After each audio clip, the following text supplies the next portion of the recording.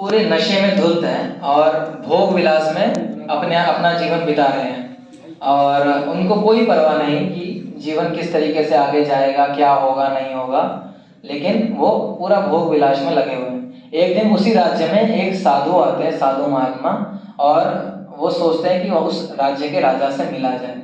तो देखते हैं क्या होता है। हरे कृष्ण कृष्ण कृष्ण हरे हरे राम राम राम हरे कृष्ण कृष्ण कृष्ण हरे हरे राम राम हरे हरे। मैं एक साधु हूँ और साधु का काम समाज को मार्गदर्शन देना है। आज मैं इस नगर में आया हूँ और मुझे भी इस नगर के राजा से मिलना चाहिए। आइए आइए साधु महाराज, आइए विराजिए हमारे सिंहासन पर। जरा आपके पांव धो देते हैं। नहीं महाराज, मुझे इसकी कोई जरूरत नहीं है। मैं तो आपको भगवान की भक्ति के बारे में बताने आया हूँ। अरे साधु महाराज, क्या भगवान की भक्ति में बता रहे हैं आप यार। मुझे अपनी रानियों को, अपने बच्चों को पालना है। मैं भगवत भक्ति करूंगा तो इन्हें कौन पालेगा? ये तो मुझे गालियां मारेंगे। हे राजन, मैं आपको आत्मा के ज्ञान के बारे में बताने आया हूँ कि हम शरीर नहीं, हम आत्मा हैं। अरे साधु महाराज, हमने इतनी जंगें लड़ी, इतने राज्यों को हराया, और आप ये क्या मुझे आत्मा का ज्ञान, परमात्मा का ज्ञान दे रहे? जरा हमारे ऐश्वर्य को तो देखो। राज्य में हमारे चर्चे हैं। हे राजन, भगवान ने ये जीवन हमें भगवान की भक्ति करने के लिए दिया है। हमें भगवान की सेवा में से व्यतीत करना चाहिए। अरे साधु महाराज, अरे यार क्या सेवा आपने, कसम से सर में दर्द लगा दिया। अरे यार भोग में लगना चाहिए। राज्य को भोगो, रानियों को भोगो, इसी में लगे रहना चाहिए। ये क्या आप आत्मा परमात्मा भगवत भक्ति का ज्ञान है? हे राजन, आपका भगवत भक्ति में बिल्कुल भी रुचि नहीं है। मेरी आपसे एक विनती कि आप मेरा एक कार्य करेंगे। अरे साधु महाराज, बताइए क्या कार्य करना आपके लिए? धन, शौर्य, ऐश्वर्य, जमीन, जायदाद, क्या चाहिए आपको? बताइए। महाराज, आप अपने एक मंत्री को अपने राज के भ्रमण के लिए भेजिए और उसे राज का सबसे मूर्ख व्यक्ति को ढूंढने के लिए कहिए, और उस व्यक्ति को आप एक छड़ी दीजिए और उसको बोलिए कि आपको राज का भ्रमण करना है और इसके लिए उसे वेतन भी देना है। अच्छा, छड़ी भी हम दें, वेतन भी हम दें। चलिए साधु महाराज, आपके लिए हम ये इच्छा पूरी कर देते हैं। मंत्री जी महाराज, एक छड़ी लेके आओ, जल्दी जाओ। और बताइए साधु महाराज, आपके लिए और क्या व्यवस्था की जाए? कुछ तो मांगिए। नहीं महाराज, अब मैं चलता हूँ। हरे कृष्णा। आओ मंत्री आओ। तुम्हें एक सेवा दी जाती है। तुम्हें हमारे राज्य में भ्रमण करना है और एक मूर्ख को ढूंढना है, समझ गए? जी महाराज। और ये काम जल्दी हो जाना चाहिए। जाओ।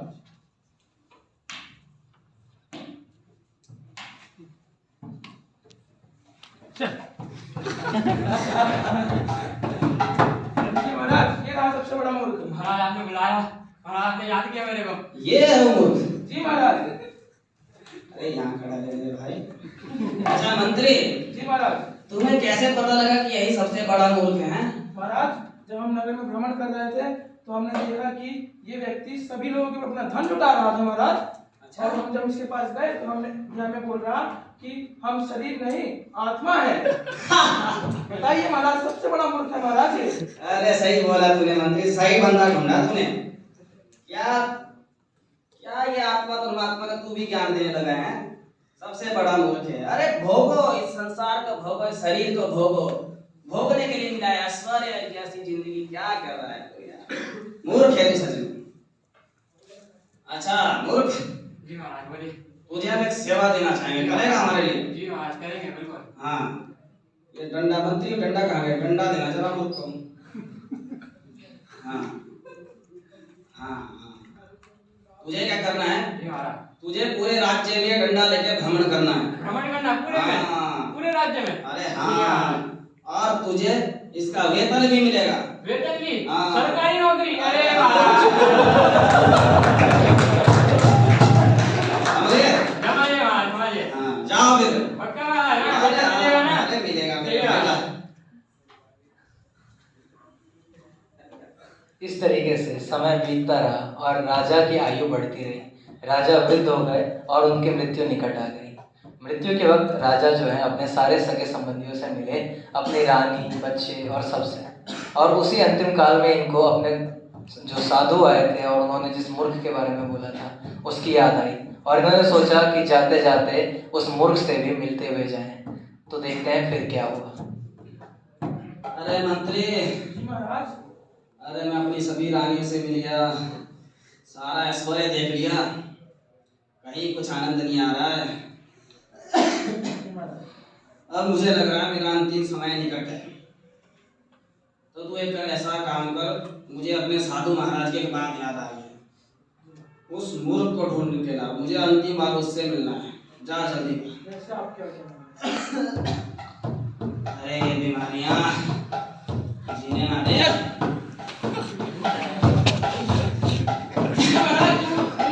आ जा। बुलाया आपने मेरे को? अरे हाँ। महाराज बोलिए महाराज। अरे मूर्ख, जी महाराज।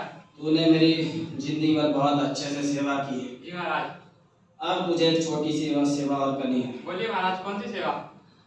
मैं बहुत दूर जा रहा हूँ मूर्ख। अकेले अकेले जा रहे हो महाराज, ये तो गलत बात है आपकी। तू मूर्ख का मूर्ख ही रहेगा।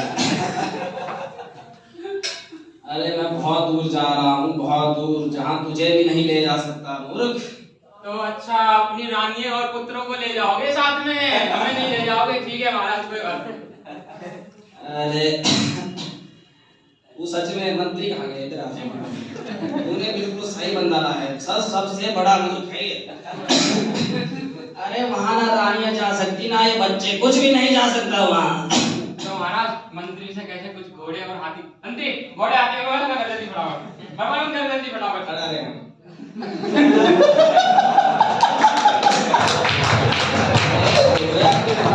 वहाँ ना घोड़े जा सकते ना हाथी जा सकते, कुछ भी नहीं, रथ वगैरह कुछ भी नहीं जा सकता उधर। तो महाराज गधे ले जाओ।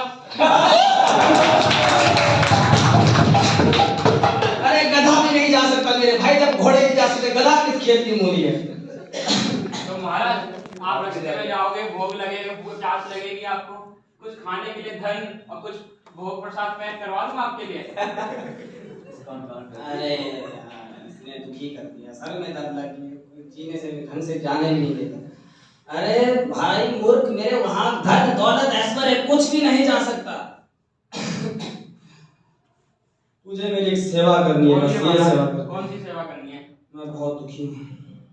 मेरे साधु महाराज ने जी महाराज। जो तुझे सेवा दी थी, जी महाराज। अब वो तुझे वो सेवा किसी और को देनी है। जी महाराज। तुझे इस राज्य में फिर से भ्रमण करना है। फिर से दोबारा? हाँ। ठीक है महाराज। और अपने से भी बड़ा मूर्ख ढूंढ के लाना है। ठीक है महाराज। जा, मेरी आज्ञा का पालन कर। ये भी नहीं है। ये भी नहीं है।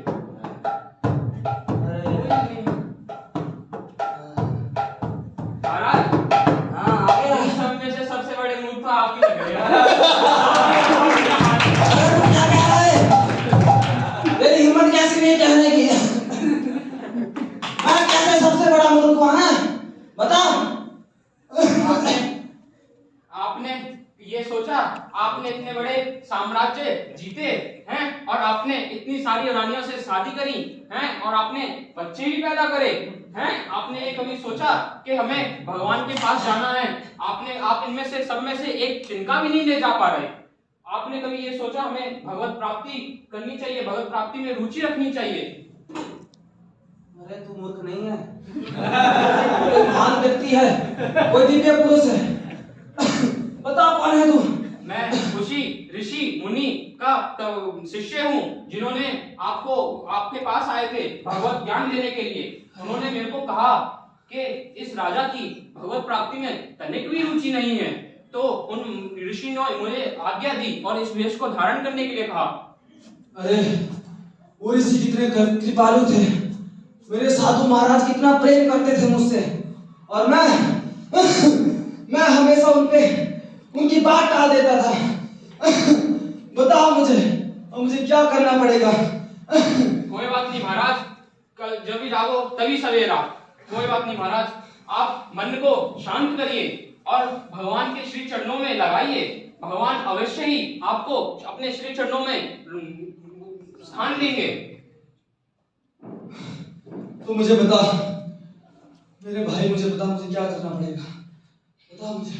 आप हरे कृष्ण महामंत्र का जाप करिए। हरे कृष्णा कृष्णा कृष्णा हरे हरे, हरे Ram Ram Ram Hare Hare. So please give a big round of applause.